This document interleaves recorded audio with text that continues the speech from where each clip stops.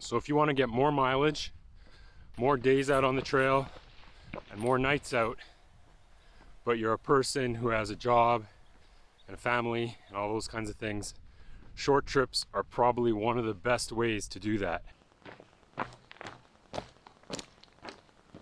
Short trips have a lot of things going for them. One of the main ones is that they take almost no planning. So if I use this trip as an example, it's just a 2-day overnight trip that I planned in almost no time on Friday. I was able to snag a really good campsite on a trail here called the Rockwall Trail, which probably makes sense from what you can see behind me. But basically food, gear, everything all told took next to no time. I got my gear ready 15-20 minutes. I got my food the morning of, and I just packed it all in the parking lot of the grocery store. I brought a freeze-dried meal for dinner last night, a bag of chips, some salami, and some Cliff Bars, and some instant coffee. You know, really, you don't need that much when you're just going out overnight, because you're gonna have breakfast at home, and you're probably gonna have dinner at home or on the drive home.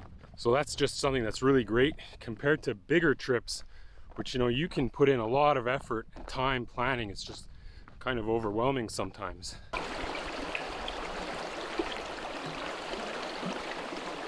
The mileage that you can accumulate on short trips is really overlooked. If you're able to schedule one weekend trip a month and did, let's say, 10 of those a year, and you got 40 kilometers done on each one of those trips, you'd have 400 kilometers of backpacking and hiking done in a year without having done any big trips. And that is just huge when it comes to just staying in shape for your bigger trips.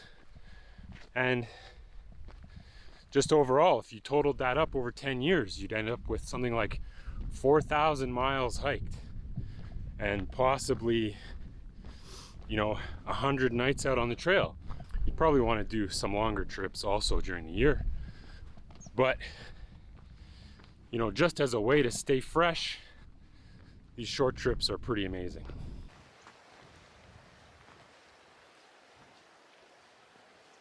On this trip, I basically just brought a sleeping bag, shelter, hardly any extra clothes. I brought like some nylon wind pants, a fleece shirt, rain jacket, and really that's pretty much it, beyond some odds and ends. You're out for such a short period, you don't need to be ready for every kind of condition that could be thrown at you. The weather forecast is so accurate once you're the day of. That's good and bad. So the good thing is that you know exactly what you're gonna need to bring. There was like no risk that some weather pattern was gonna change and I was gonna get some terrible like system move through. There's a bad side to that too, meaning if you're planning a short trip and then the weather comes up bad, people are often inclined to cancel. And I think that's kind of missing out on an opportunity also, because if it's bad weather, it's only 1 or 2 days. It's just a great way to get more and more comfortable, you know, being out in maybe rain or a bit colder or just any kind of inclement weather. And just say, you know what, I'm basically going out on a day hike that I'm sleeping out overnight.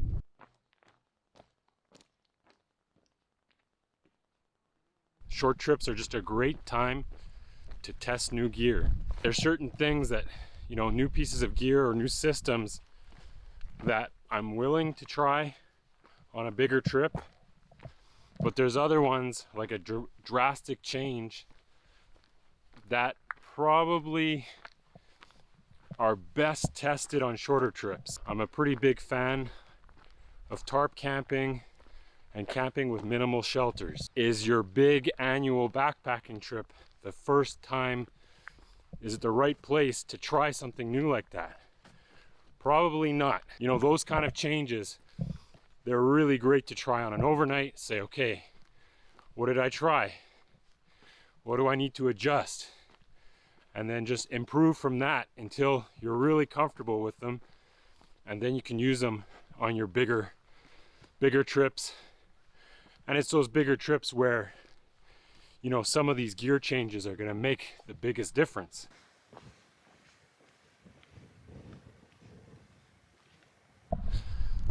So it's a lot easier to find partners for an overnight trip versus asking someone to use up a week of their vacation to go backpacking with you, especially if, you know, it's someone that you don't know very well. The last thing you want to do is end up on a trip for 5 days or 6 days with someone that you just don't get along with, or you have a different approach to backpacking.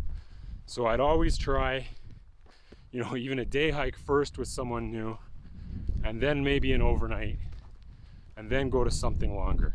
Flip side of that is that they're also a great way to try solo backpacking. Solo backpacking is a great way to really refine your backpacking skills, take your backpacking to the next level. So I have a video on solo backpacking and why I think it's really an underrated skill. So I'll link that right here and you can check that out. Did about maybe just under 25K today, just over 15 yesterday. So it looks like about 40K total. And yeah, that's it.